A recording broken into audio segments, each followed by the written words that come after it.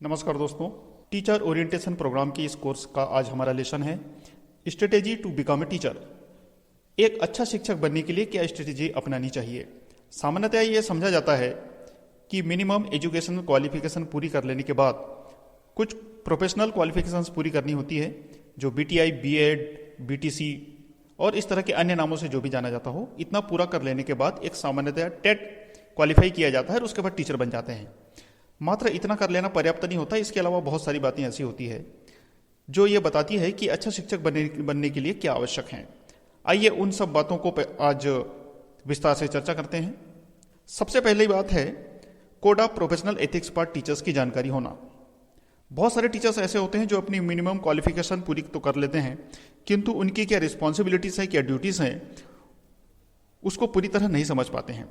Teacher obligation towards student, society and administration. छात्रों के प्रति क्या कर्तव्य हैं, इस समाज के प्रति क्या कर्तव्य हैं, और एडमिनिस्ट्रेशन के प्रति, हमारे मैनेजमेंट के प्रति क्या कर्तव्य हैं।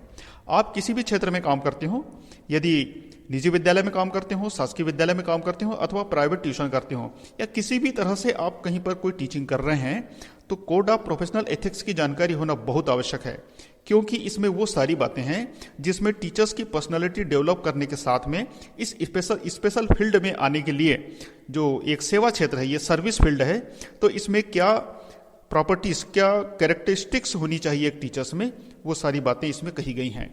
तो इस तरह कोड ऑफ प्रोफेशनल एथिक्स जो एनसीईआरटी ने अन्य दूसरे संस्थानों के साथ मिलकर तैयार किया है, इसकी जानकारी होना बहुत आवश्यक है। हम इस कोर्स में इसके बारे में आगे डिटेल में डिस्कस अवश्य करेंगे। Minimum qualification. जनरली टीचर्स बनने के लिए यह आवश्यक समझा जाता है कि मिनिमम क्वालिफिकेशन पूरा कर लें और प्रोफेशनल जो क्वालिफिकेशंस कुछ होते हैं उनको पूरा कर लें और एक शिक्षक बना जा सकता है, जबकि इतने भर से काम नहीं चलता है। इसके अलावा यदि हायर क्वालिफिकेशन भी है तो इसमें कोई हर्ज नहीं होना चाहिए और ऐसा समझना भी चाहिए। यद्यपि इस बात को हम यदि मान भी लें, चलिए मिनिमम क्वालिफिकेशन यदि आपने पूरा कर लिया, तब इन सब की जानकारी आपको कैसे मिलेगी। कभी कभी शिक्षक बनने के पूर्व ये संशय बना रहता है कि कोई विशेष कोर्स यदि आपने किया है तो उसकी वैधता क्या है। इन सब चीज़ों की वैधता यदि जाननी हो तो इस 21st सेंचुरी में हमें अवेयर होना बहुत जरूरी है, और ये सारी चीज़ें हमें एमएचआरडी के कुछ विशेष संस्थानों से प्राप्त कर सकते हैं हम, जैसे NCTE, national council for teacher education. ये एक ऐसा संस्थान है जो किसी भी टीचर के प्रोफेशनल कोर्स को डिसाइड करता है, और इसमें मुख्य रूप से दो चीज़ों को जानना बहुत आवश्यक है। हम भविष्य में इसके बारे में डिटेल में डिस्कस अवश्य करेंगे। तो इसमें पहली आवश्यकता तो है कि आपका मिनिमम क्वालिफिकेशन, आपका एजुकेशन क्या है, higher secondary, graduation, post graduation और अन्य दूसरी चीज़ें भी इसमें संभावित हो सकती हैं। और दूसरा जो प्रोफेशनल क्वालिफिकेशन है, जो बीटीसी, बीटीआई, डीएड, डीएलएड और बीपीएड, एमएड, इस तरह के जो प्रोफेशनल क्वालिफिकेशंस होते हैं, इन सबको किन स्थानों से किया जा सकता है और किस यूनिवर्सिटी से, किस बोर्ड से यदि किया गया है, तो उसकी वैधता की जांच यदि करनी है तो हमें एनसीटीई अथवा एमएचआरडी की साइट पर जाकर इसे वेरीफाई करना जरूरी होता है।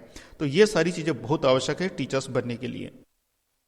आगे हम देखते हैं टीचर एलिजिबिलिटी टेस्ट। सारी क्वालिफिकेशंस पूरी करने के बाद एक बहुत बड़ा बैरियर पार करना होता है, जो टीचर एलिजिबिलिटी टेस्ट के रूप में सामने आता है। केंद्रीय विद्यालय और नवोदय विद्यालय में सी टेट ऑर्गेनाइज किया जाता है, और अन्य दूसरे स्टेट्स जो हैं वो भी एक टेट ऑर्गेनाइज करते हैं, शिक्षक भर्ती परीक्षा के नाम से आयोजित करते हैं।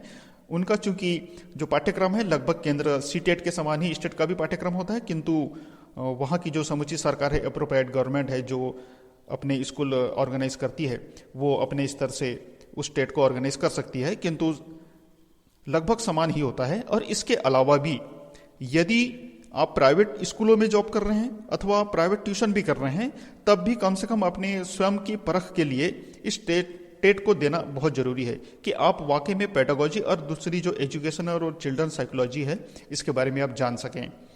तो ये बहुत इंपॉर्टेंट है टीचर एलिजिबिलिटी टेस्ट क्वालिफाई करना। अगली आवश्यकता क्या है वो हम देखते हैं, एजुकेशन मैथडोलॉजी। ये एक ऐसी चीज है जिसकी जानकारी होना प्रत्येक शिक्षक को बहुत आवश्यक है। यद्यपि ऐसा नहीं है कि आपने मिनिमम क्वालिफिकेशन पूरा कर लिया और बुक उठाई और ग्रीन बोर्ड अथवा व्हाइट बोर्ड पे चौक अथवा मार्कर लेकर टीचिंग करने बैठ गए। इसके अलावा बहुत सारी बातें ऐसी होती है जो अच्छे टीचर्स में होना बहुत जरूरी है। इसमें सबसे इंपॉर्टेंट है पर्सनालिटी। आपका व्यक्तित्व कैसा हो। बाकी सारे जॉब्स के लिए पर्सनालिटी डेवलपमेंट की बात की जाती है, लेकिन टीचर्स के लिए पर्सनालिटी डेवलपमेंट को चेक करने के लिए कोई ऐसा टूल्स वर्तमान में उपलब्ध नहीं है, किंतु उस कोड ऑफ एथिक्स के माध्यम से हमें इस बात को समझना होगा कि यदि आपकी पर्सनालिटी अच्छी है तब आप एजुकेशन मेथोडोलॉजी को सही तरीके से इंप्लीमेंट कर पाएंगे। और दूसरा है इनोवेशन। सदैव एक अच्छे शिक्षक में इनोवेशन की क्वालिटी होनी ही चाहिए। ऐसा नहीं कि पुरानी बनी बनाई पद्धति, बने बनाए सिस्टम पर हमेशा उसी को हम कॉपी करते रहें। हम अपना स्वयं का भी कुछ लगाएं, स्वयं भी कुछ इनोवेट करें, स्वयं भी कुछ क्रिएट करें। यदि इस तरह की क्वालिटी आती है तो हम एजुकेशन मेथोडोलॉजी को और अच्छा इंप्लीमेंट कर पाएंगे और अच्छी तरह उसमें उसको स्टूडेंट्स के लिए लागू कर पाएंगे। अगला है डेडिकेशन। डेडिकेशन एक ऐसा फील्ड है जो स्पेशली एजुकेशन के फील्ड में बहुत आवश्यक है। यद्यपि अन्य दूसरे सेवा क्षेत्रों में भी इसे कारगर माना जाता है, किंतु एजुकेशन के फील्ड में इसे किसी भी टीचर को डेडिकेट होना बहुत जरूरी है। बगैर डेडिकेट हुए कोई भी व्यक्ति एक सफल शिक्षक नहीं बन सकता, क्योंकि बच्चों को पूरी उम्मीद अपने टीचर से ही होती है। तो इस तरह एजुकेशन की सारी मेथोडोलॉजी की जानकारी होना बहुत आवश्यक है। और इन सब में जितनी भी मेथोडोलॉजी है और उनके कुछ माइक्रोस और मैक्रोस भी हैं, उन सभी चीज़ों को इस के अंतर्गत समझा जा सकता है, पढ़ा जा सकता है। और समय समय पर कई तरह की जो पुस्तकें होती हैं और जो भी सेमिनार्स होंगे या अथवा शिक्षण होंगे तो उसमें इन सारी चीज़ों को बताया जाता है। आगे देखते हैं other fact acts and regulations. समय समय पर MHRD और जो अन्य स्टेट के अलग अलग संस्थान हैं उनके द्वारा इस तरह के एक्ट और रेगुलेशन सर्कुलर्स जारी किए जाते हैं, जिसमें सबसे इंपॉर्टेंट है RTE 2009, NCF 05, RMSA, डाइस और इस तरह के कई मॉनिटरिंग सिस्टम्स बनाए गए हैं अलग अलग तरीके से। तो उन सब की जानकारी होना बहुत आवश्यक है।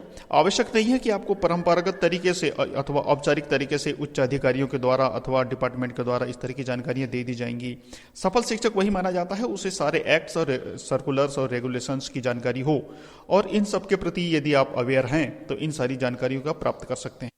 तो इस तरह रूल्स और रेगुलेशंस की जानकारी होना एक सफल शिक्षक के लिए बहुत आवश्यक है। तो आज हमने जिस बिंदुओं पर बात की वो एक सफल शिक्षक के लिए बहुत आवश्यक है। और अंत में एक बात हम जरूर कहना चाहेंगे कि अच्छा शिक्षक वो नहीं होता जो अपनी औपचारिक रूप से शिक्षण कार्य कर दे। अच्छा शिक्षक वो होता है जो बच्चों को अच्छी तरह जनरेट करके सभ्य सुसंस्कृत समाज में प्रदान कर सके। तो thanks for watching this video. Stay tuned with us. जय हिंद।